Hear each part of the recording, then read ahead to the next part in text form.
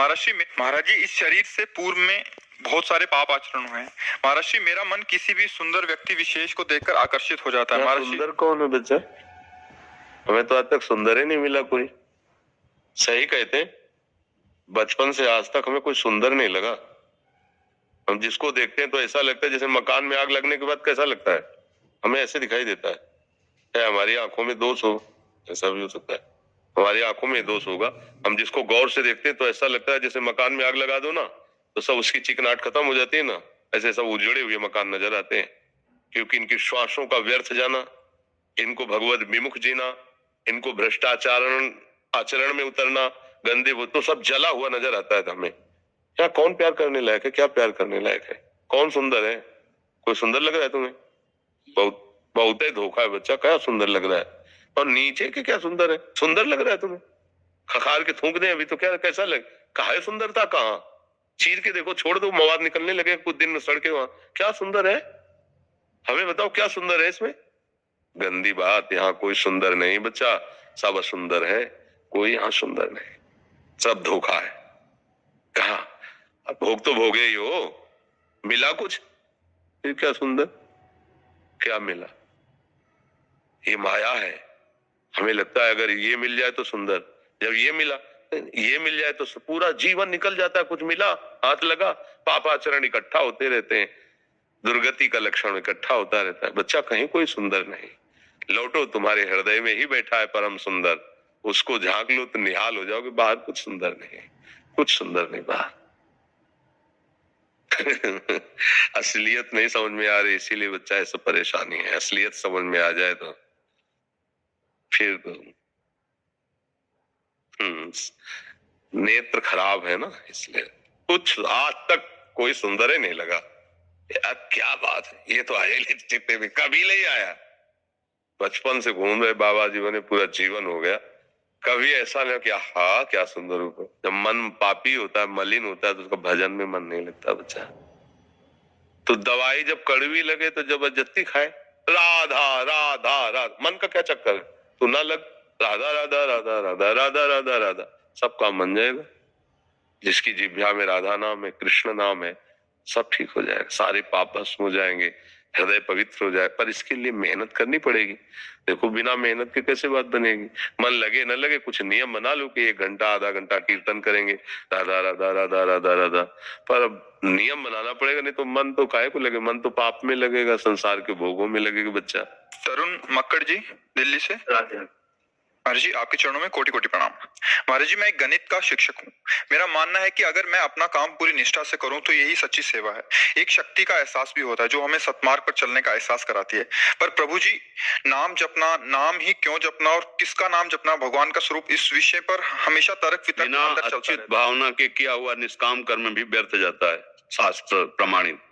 अगर मन को केवल क्रिया में ही लगाए हुए हो और उसे भगवत अर्पित और भगवत भाव, भगवत चिंतन रहित है, तो ऐसे तो संसार में बिल्कुल एकाग्रता पूर्वक सब अपनी क्रियाओं में लगे हुए हैं, फिर सबका कल्याण हो जाना चाहिए। भगवत समर्पण की भावना और भगवत चिंतन युक्त वो हो जाता है कर्म योग। कर्म बांधने वाला होता है और कर्म योग मोक्ष प्रदान करने वाला होता है। चाहे गणित पढ़ाओ, चाहे संस्कृत पढ़ाओ, चाहे किसानी करो, चाहे व्यापार करो, चाहे युद्ध करो, चाहे रक्षा करो, लेकिन वो भगवत प्रीत्यर्थ होना चाहिए और भगवत स्मरण सहित होना चाहिए, अच्युत भावना से युक्त होना चाहिए। किसी की भी सेवा करो, भगवत भाव करके करो, निश्चित कल्याण हो जाएगा। भगवान नाम जपना अत्यंत अनिवार्य है। वारी मथे घृत होए बरु सिकता ते बरु तेल, बिनु हरि भजन न भवतरी या सिद्धांत अपेल। क्योंकि तुम्हारा ये पहला जन्म नहीं है, तुम्हारे अनंत जन्मों के अशुभ कर्म जमा है। जिस समय जो हिसाब आएगा तुम्हारी धज्जियां उड़ा देगा। तुम्हारा ये कर्म गणित पढ़ाना इतना समर्थ नहीं कि उन कर्मों को मिटा सके, लेकिन यही कर्म भगवान को समर्पित करके नाम जपो कर, तो ये नाम जब तुम्हारा पूर्व जन्म के अनंत संस्कारों को नष्ट कर देगा। नाम संकीर्तनम यस्य सर्व पाप प्रणाशनम, समस्त पापों का नाश करने वाला है। महापुरुषों ने जो कहा है उस बात को स्वीकार करना है। इस युग में नाम ही केवल है।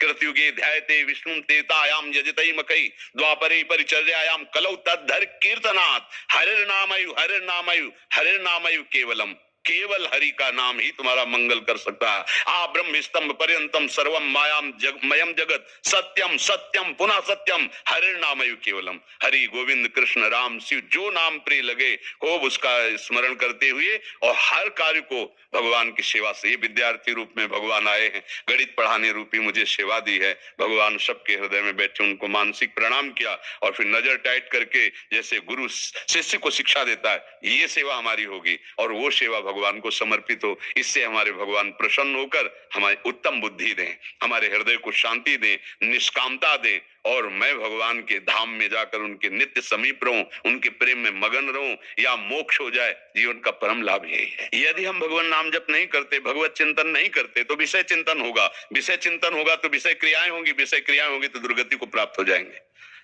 अत्यंत आवश्यक है। भजन में विनिश्चितम बदामिते नान्यथा वचांस में हरिम भजन्ति ये नरा। अत्यंत आवश्यक, अत्यंत आवश्यक। हमारे कर्मों से हमारी कौन रक्षा करेगा?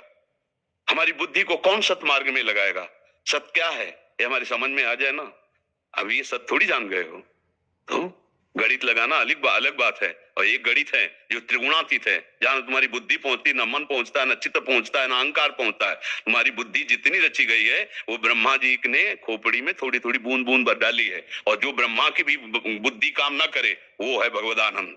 जहां ब्रह्मा की भी बुद्धि कांप जाए वो है भगवदानंद। इसलिए हमको अत्यंत आवश्यक है, हमें एक ऐसा मित्र चाहिए जो हर समय हमारी रक्षा करके हमें सतमार्ग में चला सके। वो केवल नाम है, नाम जो नामी से भी बड़ा है, जो नामी को अधीन करा देता है और हमारी रात दिन पहरा देता है। नाम पहारू दिवस निशि, रात दिन हमारी रक्षा करता है। राधा राधा कृष्ण कृष्ण राम राम, जो नाम तुम्हें प्रिय लगे खूब जपो। हमारे प्रभु के हर नाम में अपार सामर्थ्य विराजमान है। और जबकि देखो अभी तक जीवन ऐसे गणित में बिताया, अब थोड़ा इस गणित में आओ, फिर देखो क्या आता है, प्लस ही प्लस आएगा, प्लस ही प्लस, जीवन प्लस ही प्लस, माइनस नहीं हो सकता। दिन दिन बढ़े प्रताप शुक्ल पक्ष, जैसे चंद्र कला रेमन भजिए नंद लला। जैसे चंद्रमा शुक्ल पक्ष में बढ़ता ही चला जाता है पर इसमें कभी पूर्णिमा नहीं होती, क्योंकि यथा अनंत आनंद है कि इतना ही आनंद है ऐसा इसमें नहीं। ऐसे जो भजन करता है उसका आनंद प्रतिपल बढ़ता ही चला जाता है। ग्रह कानन में रहो कहूं भी पकड़े ना ही पला, रे मन भजिए नंद लला। कोई ऐसा पैदा नहीं हुआ कि पल्लू पकड़ ले तुम्हारा, तुम्हें अपमानित करने के लिए कोई पल्लू पकड़ ले, सब पैदा नहीं हुआ। यदि भगवान की भक्ति और सच्चे मार्ग में लगे हो और अगर भाई पूर्व का पाप या वर्तमान का है तो घुटने टेकना पड़ेगा, कोई भी हो। वो कर्म तुम्हें परास्त कर देगा। इतना भजन करो कि तुम कर्म को परास्त कर दो। तुम कोई पशु थोड़ी हो कि केवल कर्म भोगोगे।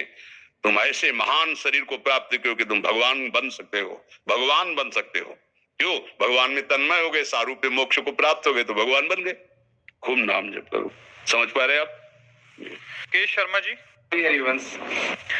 आदरणीय महाराज जी, आपके चरणों में सादर प्रणाम। महाराज जी, मेरा प्रश्न यह है कि मन के भय को किस प्रकार दूर किया जाए और मन की नकारात्मक सोच को कैसे समाप्त करें और अपने मन को प्रिय। पहली बात हमें ये देखना है मन नकारात्मक सोचता क्यों है। नकारात्मक सोच को तब हम नष्ट कर सकते हैं जब हमें ये देखना होगा कि मन नकारात्मक सोचता क्यों है। पाप के कारण। मन की नकारात्मक जो सोच होती है उसका मूल कारण होता है पाप, और मन की जो सकारात्मक सोच होती है उसका मूल कारण होता है पवित्रता, पुण्य। अब हम मन की नकारात्मक सोच यदि नष्ट करना चाहते तो हम पाप नष्ट करें, पाप आचरण न करें और पाप नष्ट करने के लिए प्रायश्चित करें। जो हमारे ध्यान में आते हैं उनसे गलती हुई और भगवान का यश गाएं, जैसे भागवत का रोज पाठ करो, नाम कीर्तन करो, ठाकुर सेवा करो, इससे पाप सब नष्ट हो जाएंगे। नाम संकीर्तनम यस्य सर्व पाप प्रणाश। जे ही निष्पाप हो गए ते ही उसका परिचय, आपकी सोच बढ़िया हो जाएगी, आपकी सोच पवित्र हो जाए, आपकी सोच सकारात्मक आस्तिक हो जाए, उसके लिए भजन जरूरी है। पूर्व के मलिनताएं नष्ट हो जाए। जब से नकारात्मक, मैं जा रहा हूँ कहीं रास्ते में एक्सीडेंट हो गया तो, ऐसे नहीं, मैं ये व्यापार कर रहा हूँ कहीं घाटा हो गया तो, मैं उनसे मिलने जा रहा हूँ कहीं धोखा दे दिए तो।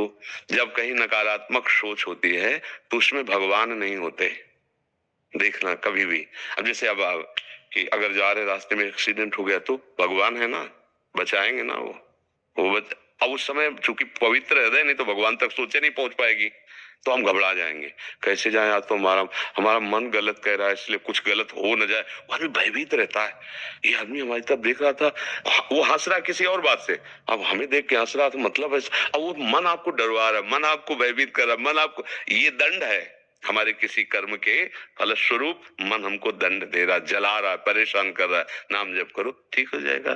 देखो हम लोगों का क्या है, हम लोगों की यही पढ़ाई है, बचपन से हमने मन को ही पढ़ा है, औरों को नहीं पढ़ा, अपने मन को पढ़ा है। तो हमारा मन तुम्हारा मन एक ही है, पूरी सृष्टि का मन एक ही है, उसी परमात्मा से पैदा हो।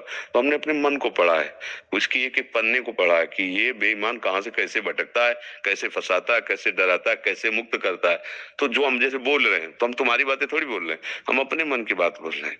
जो हमारे मन में चला था उसी को पकड़ा है, वही बात हम बोले, तुम बोले हाँ, तो क्योंकि मन मन है ना, तो कनेक्शन तो वही। अगर ऑप्शन ट्रेडिंग के लिए मल्टीपल टैब्स स्विच करके परेशान हो गए हो, ट्राई कीजिए ऑप्शन चेन ऑन अपस्टॉक्स। एक ही स्क्रीन पर सारी जरूरी जानकारियां, कौन सी स्ट्राइक पर ज्यादा वॉलेटिलिटी है, कौन से कॉल्स या पुट पे ज्यादा ओपन इंटरेस्ट या वॉल्यूम आ रहा है, एंड मच मोर। ये सब आपको एनालिसिस में हेल्प करेगा और सही डिसीजंस लेना आसान बन जाएगा। अपस्टॉक्स के ऑप्शन चेन में आपको India VIX, max pain, open interest, implied volatility, put call ratio, Greeks और बहुत कुछ और भी मिलेगा। Investment in securities market are subject to market risks. Read all the related documents carefully before investing.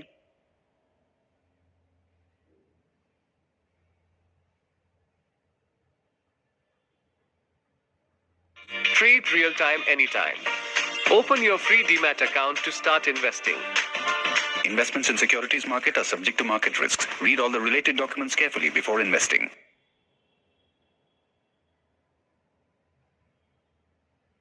अगर channel एक जगह लग जाए तो करोड़ों टीवी में एक ही सीन आएगी, ले आएगी ना। हाँ, तो 3 चैनल हैं, सतोगुण, रजोगुण, तमोगुण, माया के।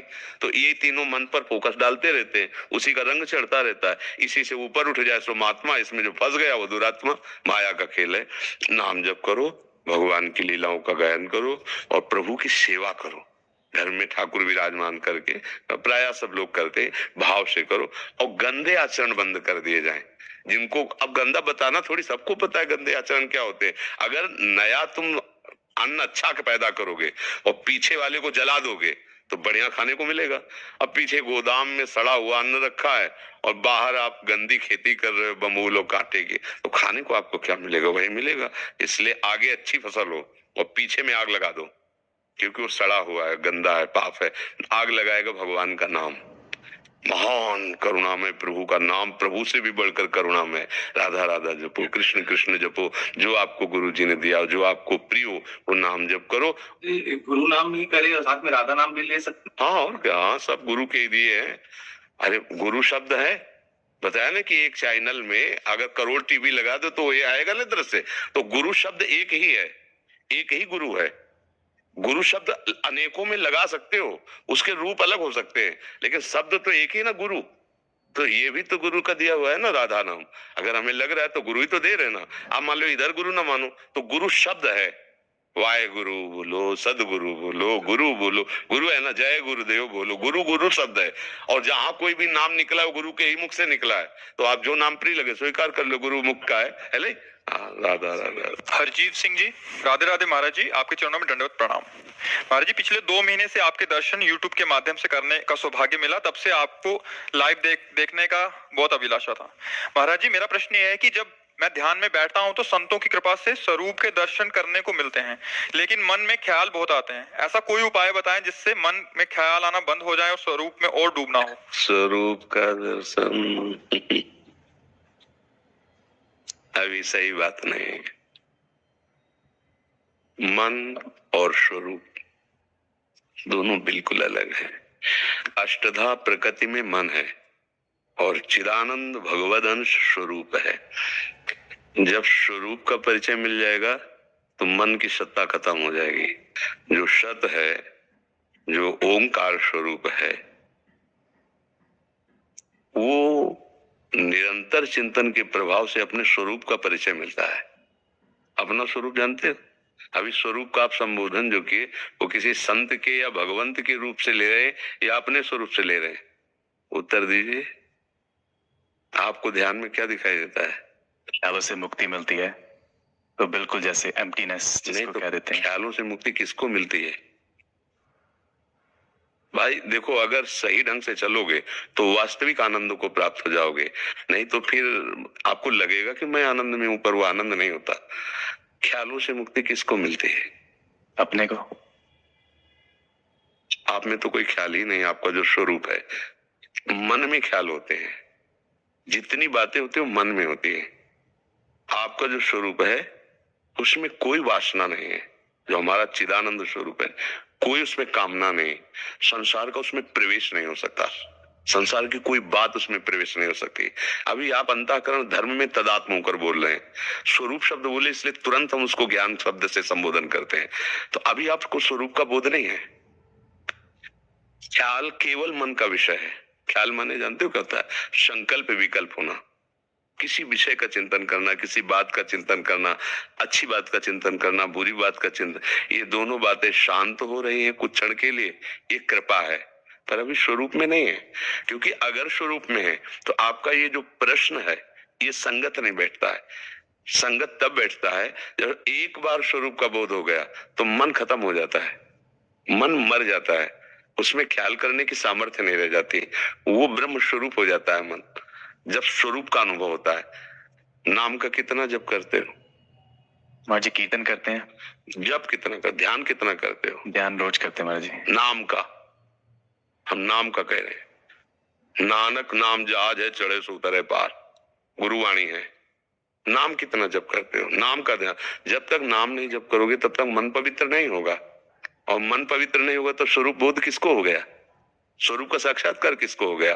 ख्याल आ रहे हैं ना, तो मन मरा नहीं ना, तो अभी बात बनी नहीं ना जी। इसलिए जिस दिन मन मर जाएगा तो मन मारिया तन बस में कि ना हुआ भरम सब दूर, बाहर से कछ दिखत नहीं अंदर चमके नूर, आपो त्याग जगत में बैठे नहीं किसी से काम, उनमें तो कछु अंतर नहीं संत कहो चाहे राम, एक हो गया वो। समझ रहे ना जी महाराज। हाँ वाहे गुरु। थैंक यू महाराज जी, बहुत बहुत धन्यवाद आपका। शरद चंद्र शर्मा जी, परम पूज्य महाराज जी, आपके चरण कमलों में सादर शत शत नमन। गुरुदेव, मैं आपसे आशीर्वाद चाहता हूं कि मेरे गुरुदेव एवं अन्य संतों के प्रति श्रद्धा एवं विश्वास बना रहे। मैं कभी भी जन्म लूं, किसी भी योनि में लूं, तो द्वारा गुरु सेवा ही करता रहूं, गुरु सेवा कभी छूटे ना। गुरु सेवा का भाव क्या समझते हो आप कि ये करें तो गुरु सेवा होती है? गुरुदेव का जो भी कार्य वो देते हैं वो करते रहे। तो ये तो साधारण बात है। असाधारण गुरु जी की सेवा उनकी आज्ञा का पालन करना, उनके द्वारा दिया हुआ नाम मंत्र उसको निरंतर चिंतन में लाना, गुरु के कपड़े धो देना, गुरु को भोजन दे देना, गुरु के पैर दबा देना, ये बाहरी बात है, कोई खास नहीं है। गुरु की प्रधान सेवा क्या है? जिससे आपका वास्तविक गुरु प्रेम प्रकट होगा। जो गुरु ने मंत्र दिया है, जो नाम दिया है, उसको रमा लो। अगर नाम जप करते हुए, मंत्र जप करते हुए गुरु के चरण दबाने को मिले, गुरु की जूठन पाने को, अहो भाग्य। अगर नहीं तो, अगर नाम जप नहीं चल रहा, मंत्र जप नहीं चल रहा हो, आप गुरु के पैर भी दबा रहे हो, कपड़े भी धो रहे हो, तो भी आप गुरु का अपमान कर दोगे, आप गुरु की अवहेलना कर दोगे, क्योंकि तुम्हारे अंदर क्षमता नहीं आएगी। वो नाम से आएगी, वो मंत्र से आएगी। नाम जप नहीं किया, मंत्र जप नहीं किया तो गुरु सेवा अधूरी।